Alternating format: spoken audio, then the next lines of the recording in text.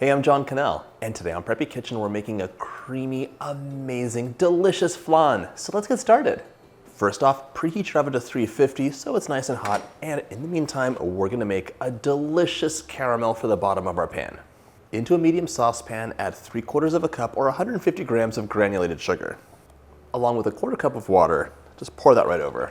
My mom's from Mexico, and I grew up having flan for dessert like every other week. It's one of her go-tos, so it's a childhood favorite that I'm really excited to share with you. This goes over heat now, and we're gonna make our caramel. I wanna tell you one thing. If you have any problems making caramel in general, check your pan. It should be a nice, heavy pan that is not non-stick. Non-stick makes everything more difficult for caramel, so grab a regular steel pan if you can. Let's go. Pop your pan onto medium heat, and there's two parts to this. The first part is getting the sugar dissolved. You might notice that I have a little brush here and some water. You can brush the edges of your pot with water just to get the sugar crystals to come down so they don't burn. But you don't want to agitate things because then the caramel can crystallize and it won't be beautiful and silky. It'll be weird and chunky. Just like that, my sugar is dissolved. I'm going to increase heat to medium-high now and let this bubble away. Yes, you can go ahead and wipe the edge of the pan down, and you can give things an occasional swirl just like this, because you'll notice that the caramel starts really becoming amber in one specific hot point and the rest is kind of blonde, so you want to swirl it around to mix it gently. In the meantime, make sure you have an 8-inch pan at the ready and either a kitchen towel or a trivet so your counter doesn't get too hot. After a few minutes, the color is starting to change, so give it a little swirl. You just want to be mindful of the color because it goes from being perfectly amber to burnt very quickly. So once that color change starts happening, eagle eye in the pan, don't walk away. My caramel's a beautiful amber color. So right now we're gonna pop this carefully into our 8-inch pan. Look at that.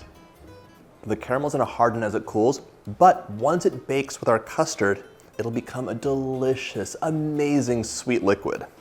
Right now we want to swirl this around so it evenly coats the entire pan. Just like that. Flan is actually an ancient Roman dessert. It became really popular in Spain and remained popular for like over 1,000 years.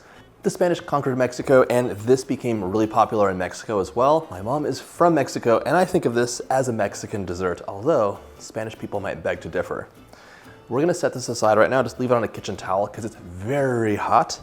And in the meantime, we're gonna make our amazing custard. Into my big bowl, I'm adding 5 large room temperature eggs. No shells, please. By the way, if you like my videos, go ahead and hit that subscribe button. There's 2 new recipes every single week and always something delicious on the horizon. We're gonna mix this up just to get the egg yolks broken up. 1 12-ounce can of evaporated milk. There's actually no added sugar in the caramel except for what is in this sweetened condensed milk. I'm adding a whole 14-ounce can, and there are so many variations you can do for this recipe.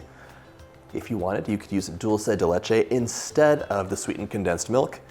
You can buy that at your grocery store, or you can make it. I have a video on how to make dulce de leche from this. It's very easy. That gives you even more notes of caramel. You could also substitute this for coconut sweetened condensed milk, and it becomes a coconut flan and is very delicious. I love coconut everything. For flavor, I'm adding 1 tablespoon of vanilla, and if you wanted to, you could grab 2 teaspoons of instant coffee, 1 teaspoon of warm water, mix it up, and add that in. It'll be a delicious coffee flan. I actually have all the variations and more than I just mentioned on the blog post, so head over to the website, go ahead, and it's in the notes of the recipe, including an amazing flan de queso, which uses cream cheese. So many different options. This, I would say, is a basic, classic, delicious flan, but there's a lot of ways you can go. You want this to be nice and combined, and if you use your blender, super easy. Hand mixer as well. The one thing I want to note is, like, whenever you're making any kind of a custard, you don't want to have a lot of air bubbles. When the air bubbles bake up in the oven, the custard is a little bit harder, a little bit less silky, and just doesn't have that same melt in your mouth amazing quality. So We're gonna get rid of those just by passing this through a sieve. It's really easy, and it's a way to make the flan that much more delicious. That's a nice homogeneous mixture. Pour that right in carefully. I wanna get all of that custard mixture out of my bowl. Once you make this recipe, you're only gonna wish that you made 2. It's that delicious. If you look inside, you will see just bubbles, which we don't want, as well as these jelly-like Twizzlers. Bleh. Grab your warm, but not screaming hot caramel, and we're going to pour this in right now. But our custard has to cook really gently, and for that, we need a water bath. You wanna cook this flan gently. It's a custard, so if you burn it, you'll have burnt eggs, which is not delicious. So grab a roasting pan, set some water to boil in a kettle, and we're gonna place our caramel-laden 8-inch round right inside, and pour our flan mixture into that. All the cracking is fine. It's because the caramel is so hot, it's changing temperature and cracking. But in the oven, the caramel will melt and be amazing.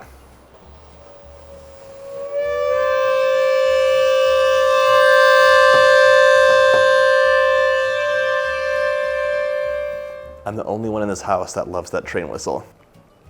You want 1 inch of hot water.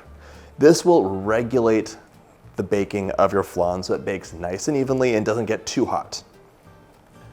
Our flan is ready to go into the oven 350 for 35 to 40 minutes or until the center wobbles gently. I'll show you what that looks like.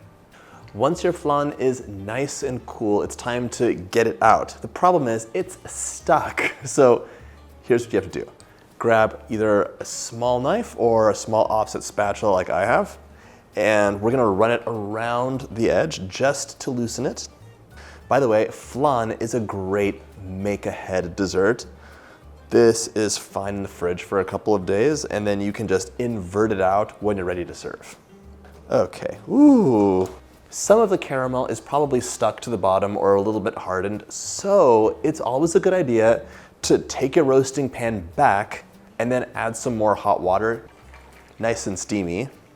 Set that in the pan just for a few seconds. You don't want to leave it in hot water for too long. Grab a rimmed cake plate or cake stand. If it's flat, all that caramel will go onto the countertop. I have learned this the hard way. All right, place this upside down onto your flan, and we're gonna invert it. I heard it, it's down. Ready? Beautiful and perfect. There will be some caramel hanging out here, so you can use a knife or offset spatula and kind of scrape some off. Lovely, delicious, perfect, and so good.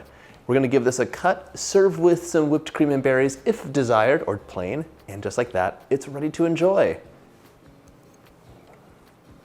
What's amazing is that the flan is perfectly sweet with a delicate, silky texture that melts in your mouth, and the caramel actually adds a beautiful depth of flavor. I hope you get a chance to make this delicious recipe, and if you like my videos, hit that subscribe button and check out my caramel playlist.